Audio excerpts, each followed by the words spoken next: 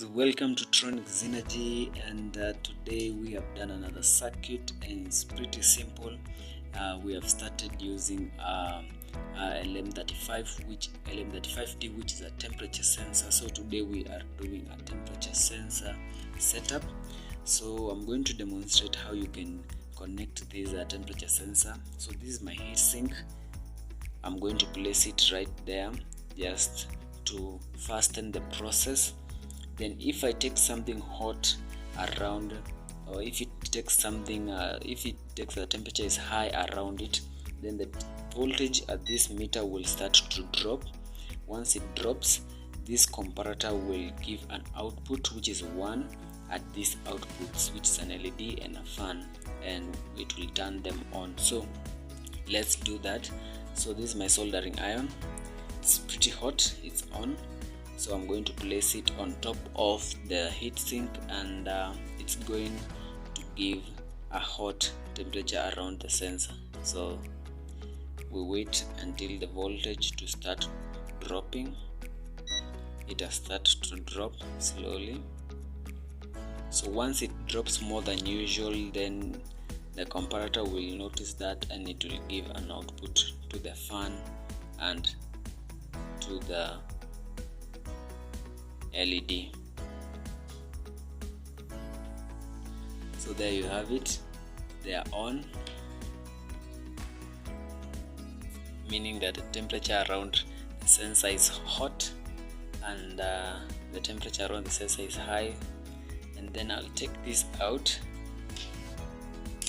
and try to leave it to come back to normal temperature. So I'll leave it, it will start to rise slowly until it comes back to its usual temperature. You can see the fan is on, and the LED at the same time is on.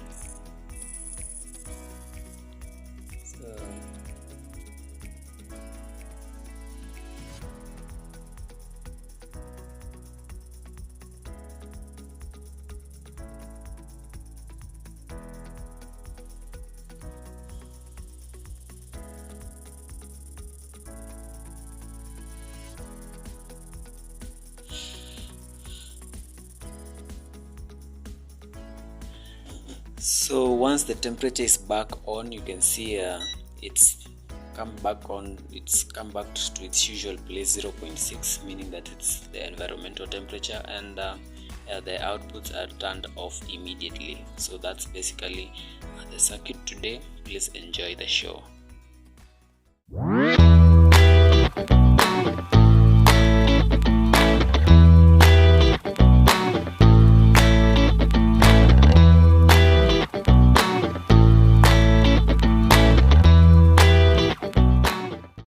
Hello guys, welcome back, and this is the circuit diagram of our circuit today, which is the temperature sensor.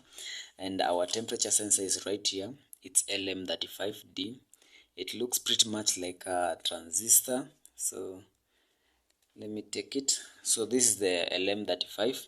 It looks like a transistor. So if you place it like this, where you can see the curve on your side, then this further pin right here is the VS, which is the positive supply, which is on this end. I've fed it to a power supply via a 2.6K resistor. Then the middle pin right here, the middle pin right here is the V out, which I've taken to the comparator, and the last pin on this other end is the ground pin. So this is the LM35. You can buy this in your nearest electronic shop, or you can order it online. So out with the V out, we come to this comparator, which is LM35. I've used it in a couple of some videos out there, so you can check how you can connect the LM35. It's a 8-pin integrated circuit, meaning that it has 2 comparators. I'm only using 1 comparator, and I've placed the output of the LM35 at the inverting input of one of the comparators, and then the non-inverting input I've connected it to a V reference, which is a 10K potentiometer. Then the output of that comparator is now taken to the various outputs. So it's pretty much simple. This is just simple. It's just a demonstration to show how you can connect an LM35. So from here to here, just simple. These are just outputs. The output. So if it's 1, it's going to enter. If there's a on and the output, it's going to enter in the base of this BC547 NPN transistors, which are going to, for this first one, it's going to light up this LED, and for this other one, it's going to turn on this fan. So the reason as to why I've connected them in these transistors is to amplify that signal, because it's not a very strong signal, it's a weak signal. So you need to amplify that signal in order to get the various outputs. So that's why I've amplified the signal using this by BC547 NPN transistors.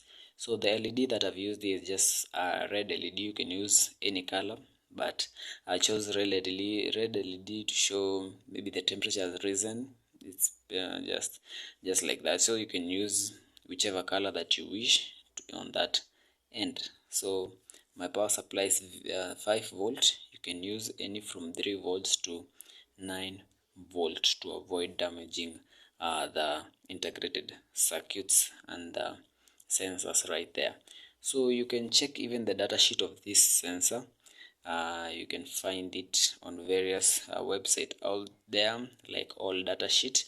You can get the various characteristics and the various values, maximum and minimum values of powering this LM35. So that's pretty much the circuit, and I really hope that you enjoy, and you can take a screenshot and you can maybe draw it somewhere, and maybe in the future or right now you can just build it with me, the circuit. So my circuit is right here, and yes, circuit is right here. So you can also put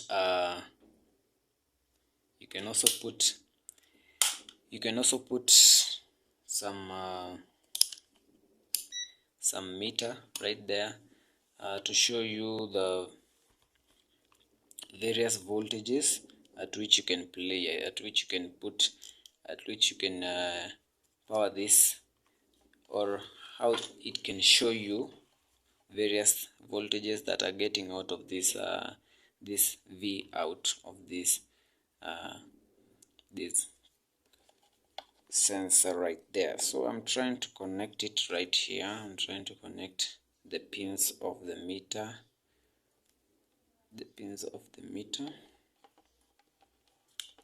So this is my fan. This is the fan here on the diagram. So this is it. This is a simple fan. You can use a motor if you have a motor, but right now I don't have a motor, so I'm going to use this fan, which works just pretty much the same. So it doesn't do anything. It's just an output. Maybe in a circuit where you need cooling, maybe the fan will be useful. Once the temperature sensor senses too high temperature, maybe then it's going to turn on the fan to cool down your circuit right there. So I also have a heatsink right here, and I'm going to place the heatsink. Right close to the sensor, just to fasten the process at which the temperature rises around the sensor. But normally you're going to use just the sensor just the way it is, no heatsink. But for this demonstration, I'm going to use a heatsink to fasten the process at which I can show you how, if temperature increases, how the circuit behaves, and that's it. So this is my temperature sensor right there. This is the BC547 for this fan to amplify the signal from the comparator. This is also a BC547 for this LED to amplify the signal from the comparator. So the comparator, I'm using only this side, which Pin number 1 is the output, pin number 2 is the inverting input, which is taken from the sensor right there using this white jumper, and then the others are pin number 3, which is the non-inverting input from this potentiometer right there. So that's basically the circuit. It's pretty simple to understand, and you can just build it anytime, any day. So let's power this thing. Not power really, but let's take, this is a soldering iron. It's really hot, so I'm going to place it at the heat sink, and once it's on top of here, then the voltage will start to drop. When the voltage drops to some certain level, it's going to light up this comparator, then the output will be on. So my light this up, then my soldering iron on top of the heatsink, then immediately, then wait for some time, then it will start to drop. The voltage will start to drop at the sensor. So let's wait.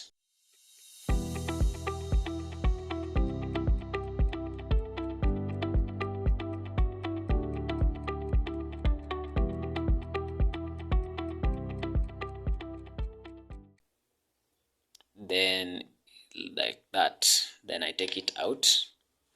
So it has dropped, the voltage has dropped, meaning that the outputs will be on, and they have, so in a normal circuit which is sensing temperature, the output have sensed that temperature is too high at that area, so they try to cool down the circuit. That's why you see the fan, and then the LED, maybe it's just to show you that temperature is too high. So I'm going to take out this heat sink, really hot. Then I leave it like that for it to come back to its usual temperature. Then it's going to turn off the outputs. So we'll wait until the temperature rises up to 0.6 in order for the circuit to come back to its normal state. So we'll wait.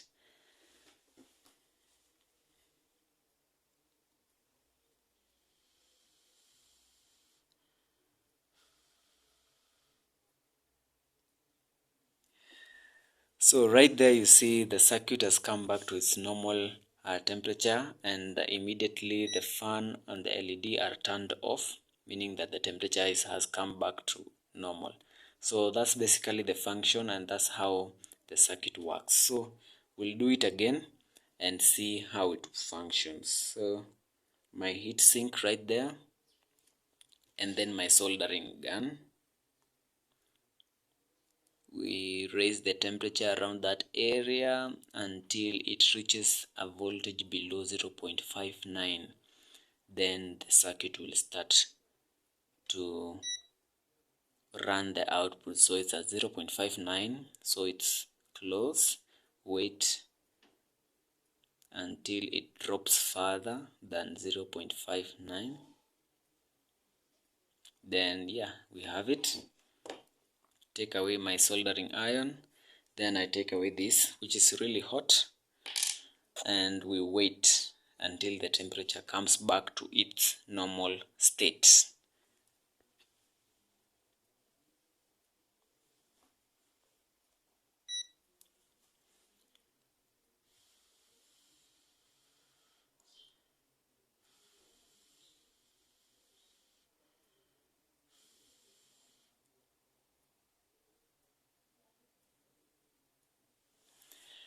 So there you have it. It has come back to its normal state, and the outputs are turned off immediately. So thank you very much guys for watching. Please subscribe to Tronics Energy. Next time we're going to use this sensor in our various circuits. We'll start building up the circuits using the LM35, the temperature sensor, and trying to use it in various ways, and trying to use it even with other sensors like the infrared and the others. So thank you very much guys for watching. Please subscribe, enjoy doing these projects at home, and share to as many people as possible this channel. for them to come and learn with us how to do these things. So thank you very much. Hope to see you next time. Goodbye.